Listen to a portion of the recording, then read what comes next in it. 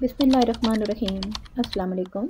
Hope all of you will be fine by the grace of Allah. Today we are going to learn active passive voice for present perfect tense. Before converting active voice to passive voice of present perfect tense, we should know the structure of present perfect tense. इससे पहले अपने lectures में हम present perfect tense को बहुत detail के साथ discuss कर चुके हैं।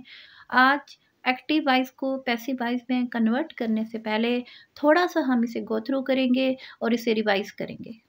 Positive sentences. Structure of positive sentences: subject plus has और have plus V3 plus object.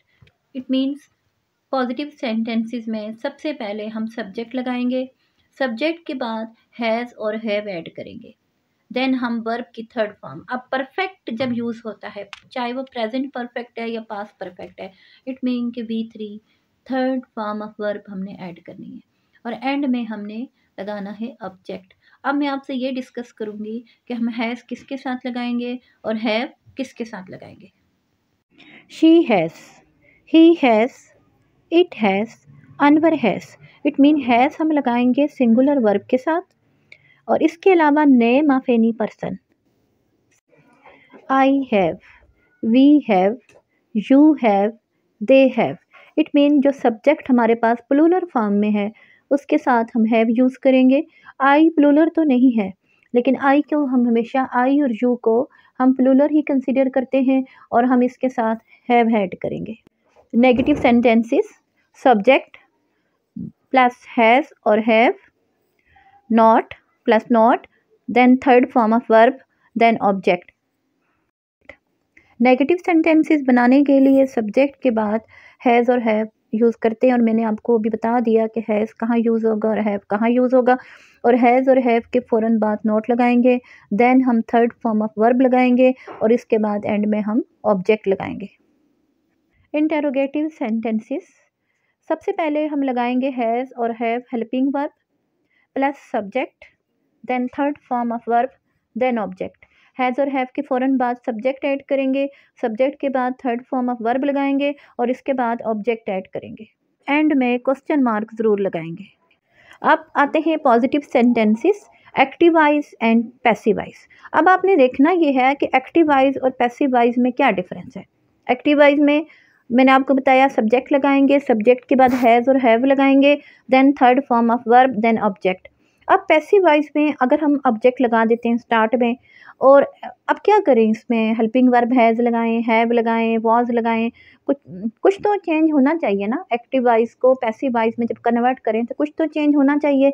अगर मैं कहूँ नहीं हैज़ और हैव की जगह हम हैड लगाते हैं, फिर तो ये पास्ट परफेक्ट बन गया। अच्छा, अब ये करेंगे कि हम हैज़ और हैव के बाद बीन ऐड करेंगे। पैसिव वॉइस को एक्टिव वॉइस से डिफरेंट करने के लिए, इसमें कुछ डिफरेंस लेके आने के लिए हम हैज़ और हैव के बाद बीन लगाएंगे, देन हम थर्ड फॉर्म ऑफ वर्ब लगाएंगे, फिर बाय और सब्जेक्ट ऐड करेंगे। तो वही रूल जो पहले बताया हुआ था, सब्जेक्ट ऑब्जेक्ट बन जाएगा, ऑब्जेक्ट सब्जेक्ट बन जाएगा। क्रॉस का रूल अप्लाई होगा, सब्जेक्ट ऑब्जेक्ट की जगह चला जाएगा, ऑब्जेक्ट सब्जेक्ट की जगह चला जाएगा। अब ऑब्जेक्ट के बाद हम हैज़ लगाएंगे और हैव लगाएंगे और बीन लगाएंगे, V3 by subject. Negative sentences की बात करेंगे तो एक्टिव वॉइस में subject plus has, have, not, V3 plus object, ये डिस्कस कर चुके हैं। पैसिव वॉइस की बात करते हैं, ऑब्जेक्ट। अब सब ऑब्जेक्ट सब्जेक्ट की जगह आ जाएगा, ऑब्जेक्ट सब्जेक्ट को रिप्लेस कर देगा, प्लस हैज़ और हैव, हैज़ लगाएंगे या हैव लगाएंगे और इसके फ़ौरन बाद नॉट ऐड करेंगे, देन बीन लगाएंगे, then V3 third form of verb, then subject, and subject से पहले बाय ऐड करेंगे। इंटेरोगेटिव सेंटेंसेस की तरफ आएंगे। Active voice structure has, have add करेंगे, हैज़ हैव के बाद subject, then V3 third form of verb, then object और एंड में क्वेश्चन मार्क। ये तो हमने पहले भी देखा। अब पैसिव वॉइस को देखते हैं कि हम इसका एक्टिव पैसिव कैसे बनाएंगे। सबसे पहले स्टार्ट में हैज़, हैव, देन ऑब्जेक्ट। अब आपने देखना ये है कि सब्जेक्ट ऑब्जेक्ट में चेंज हो चुका है और ऑब्जेक्ट पहले आएगा, ऑब्जेक्ट के बाद बीन लगाएंगे, then V3 third form of verb subject और एंड में क्वेश्चन मार्क। सब्जेक्ट से पहले बाय लगाएंगे और सब्जेक्ट के बाद क्वेश्चन मार्क लगाएंगे। Now I have a sentence of present perfect tense. They have taken care of children.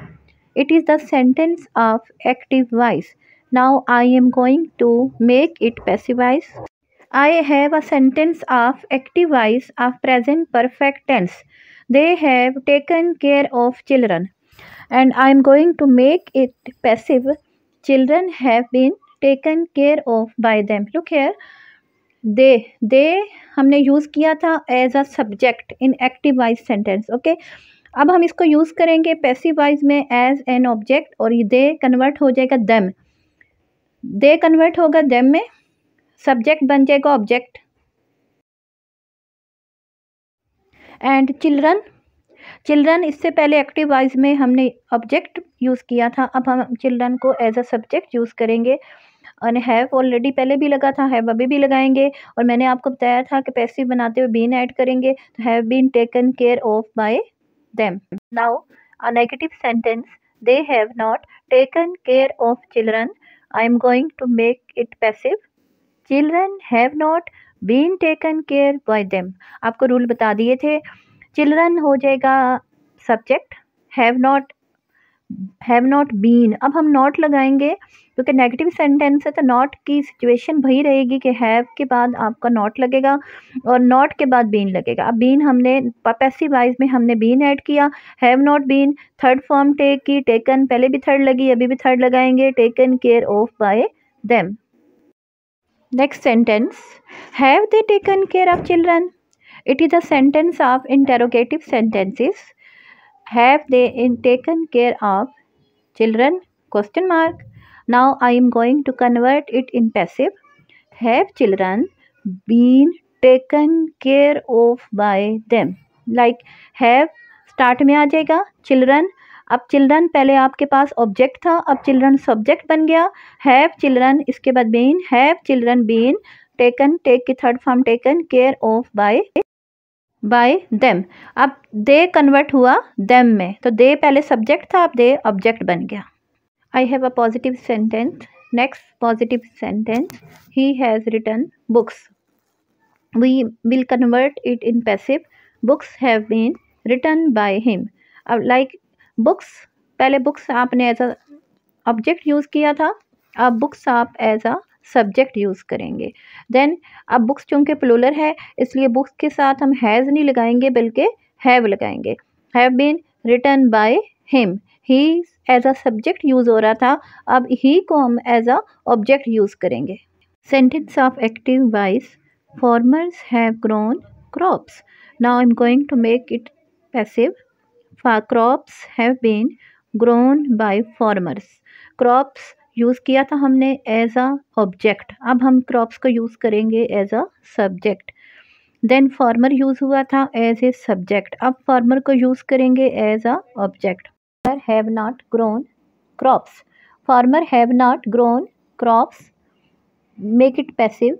Crops have not been grown by farmers.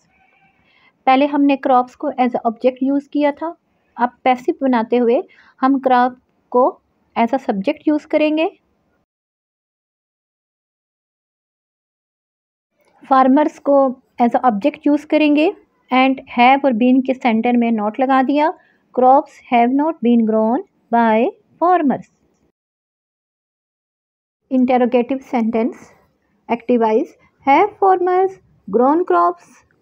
Have farmers grown crops. Now convert it in passive. Have crops been grown by farmers. पहले active voice में crops हम ले रहे थे as a object, अब हम crops लेंगे as a subject and farmers as a object. And have crops been grown by farmers और एंड में question mark. Okay student, I have some more sentences of active voice to convert into passive voice. Sentence number 1. He has completed the work. The work has been completed by him. Okay, the work has been completed by him. Next sentence, he has not completed the work. Negative sentence, he has not completed the work. The work has not been completed by him. Okay, and then interrogative sentence, has he completed the work?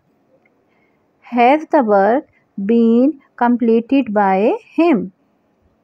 Thanks for watching the video. To understand more tenses, do watch all the videos about tenses.